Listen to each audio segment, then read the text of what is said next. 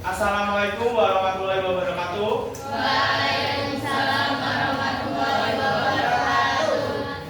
Ya, sebelum kita memulai pembelajaran ekonomi pada pagi hari ini, mari kita baca basmalah bersama-sama. Bismillahirrahmanirrahim. Oke, selamat pagi 12I. Pagi. Gimana kabarnya hari ini? Alhamdulillah, luar biasa. Siap, Ustaz. Allahu Akbar. Oke, sebelum kita masuk ke materi, saya mau presentasi terlebih dahulu ya.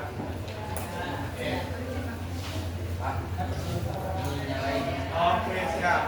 Nanti ya saya panggil namanya bisa bilang hadir, oke? Adila, Adista, Akhir. Oke, karena kita mau membahas terkait apa hari ini? Laporan keuangan. Nah, laporan keuangan. Jadi sebelumnya kita sudah bahas kertas kerja. Masih ada yang ingat terkait kolom-kolomnya ada apa aja di kertas kerja? Yang pertama, neraca, lalu jurnal penyesuaian. Terus ada apa lagi? Laporan keuangan itu yang pertama adalah peserta didik mampu mengidentifikasi dari jenis-jenis laporan keuangan. Kemudian kedua, peserta didik dapat menjelaskan unsur-unsur dalam laporan keuangan. Selanjutnya ketiga itu adalah peserta didik dapat menyusun laporan keuangan berdasarkan persamaan dasar akuntansi dengan benar. Dan yang terakhir itu peserta didik mampu menunjukkan sikap jujur, teliti dan tanggung jawab dalam penyusunan laporan keuangan. Oke, kita pengertiannya dari laporan keuangan. Oke, jadi dengarkan baik-baik dulu. Jadi laporan keuangan itu adalah catatan informasi keuangan dari suatu perusahaan di satu periode tertentu. Nah, gunanya itu untuk menggambarkan kinerja perusahaan tersebut. Nah, jadi tujuan laporan keuangan ini adalah memberikan informasi tentang posisi keuangan, kinerjanya, dan arus kas perusahaan agar pihak-pihak terkait dapat mengambil keputusan ekonomi yang tepat serta menilai akuntabilitas manajemennya. Jadi laporan keuangan ini itu tadi digunakan sebagai informasi, catatan informasi keuangan perusahaan. Nah, informasi ini itu biasanya dipakai dua pihak, dari pihak eksternal.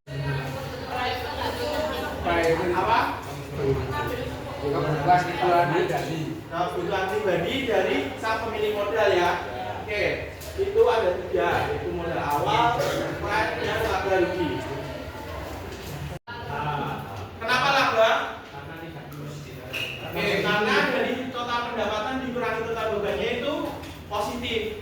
Oke, berarti kita kalau di laporan perubahan modal kita pakainya yang mana? Yang atas atau yang bawah? Oke, kalau gitu saya mau coba minta tolong, ada yang mau maju nggak? CEO man? Coba ada ya yang mau maju? Atau enggak saya panggil aja. Coba mengerjakan dari hasil laporan laba ruginya tadi. Semisal diketahui itu modal awalnya ada 7 juta. Dan proyeknya adalah 1.500.000. Ada yang mau membantu saya? Coba kita buat. Dipanggil aja.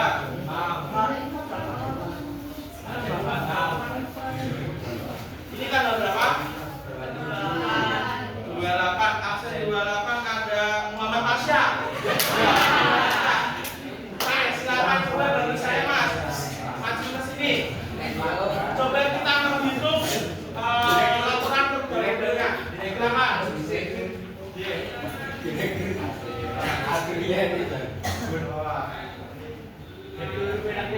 Karena kita mau mencari laporan perubahan ekuitas. Tadi kalau kita lihat di laporan laba ruginya itu laba atau rugi? Labanya berapa? 5 juta. 5 juta labanya. Berarti perhitungannya gimana mas? Pakainya yang atas atau yang bawah? Nah Ayo dulu berlaju. Terus coba hitung. Labanya 5 juta. Ya, itu boleh. Coba dilihat. Pakainya yang atas apa yang bawah tadi?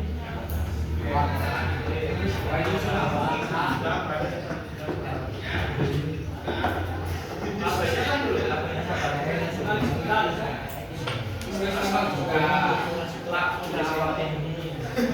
Terus ditambahkan labanya 5 juta. Buat kayak gini dulu, buat kayak gini.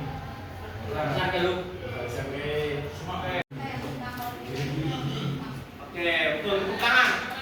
Betul ya, sampai disampaikan banyak tadi. Kalau hutang, kita yang punya hutangnya. Sedangkan kalau piutang, itu kita yang memberikan hutang ke orang lain. Seperti itu. Paham ya perbedaannya ya? Jadi, ini tempatnya hanya hutang. Piutang itu tempatnya di sini. Jadi, mau mengajukan ini, Bapak Usi.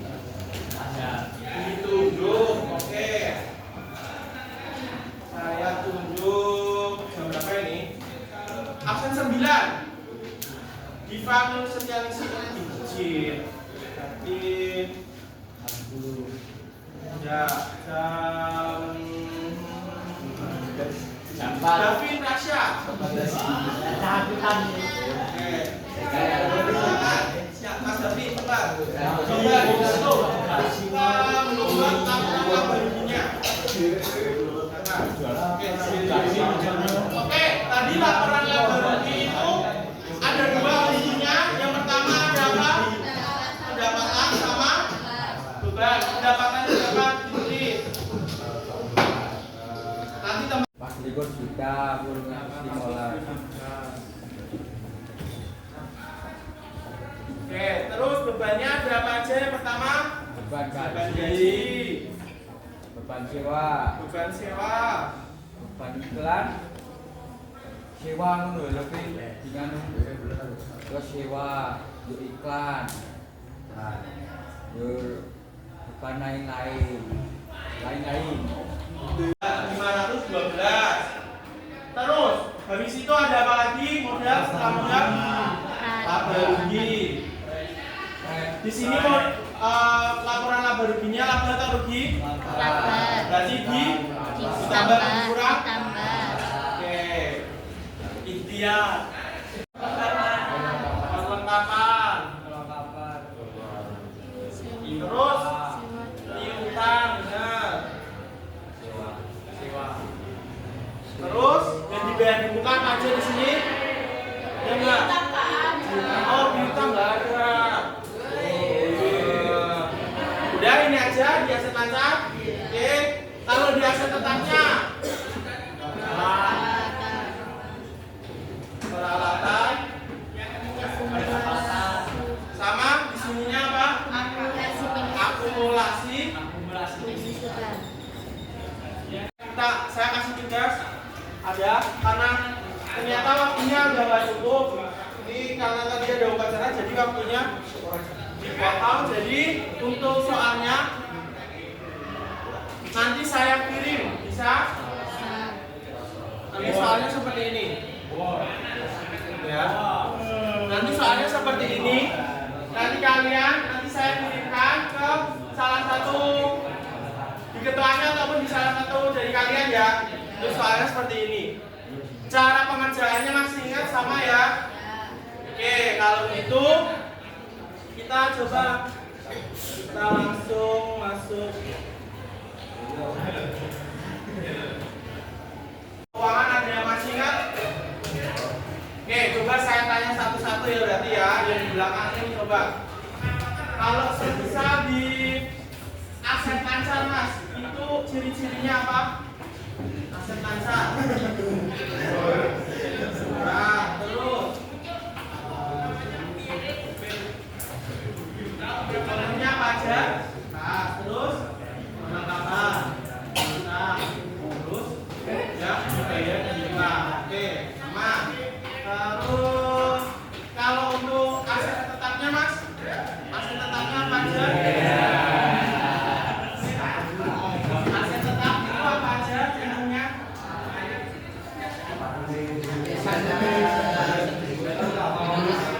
Peralatan, terus apa aja?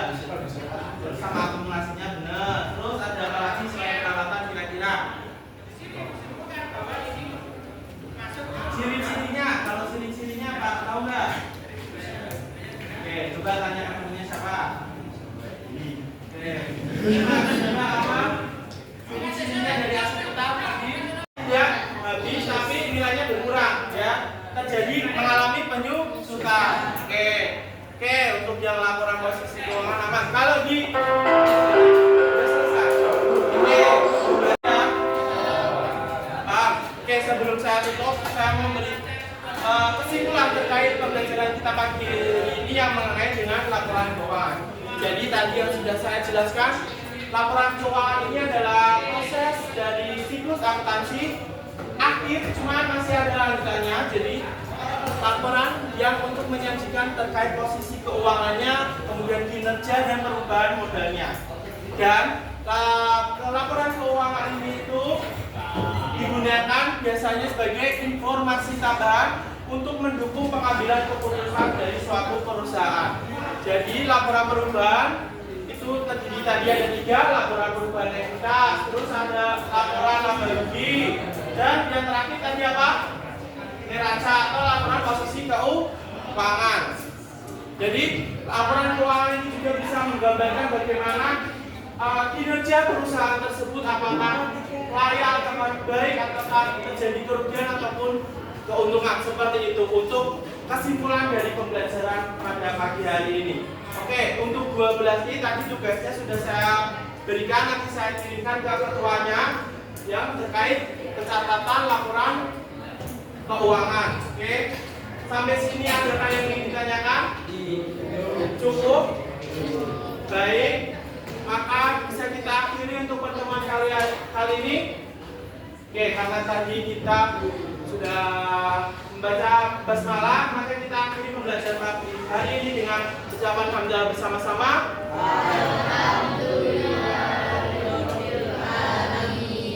Oke, terima kasih untuk 12 ki atas perhatiannya. Mohon maaf apabila saya masih ada kurangnya dalam pencapaian materi laporan keuangan. Kurang lebihnya terima kasih. Wabillahi taufiq wal hidayah. Wassalamualaikum warahmatullahi wabarakatuh.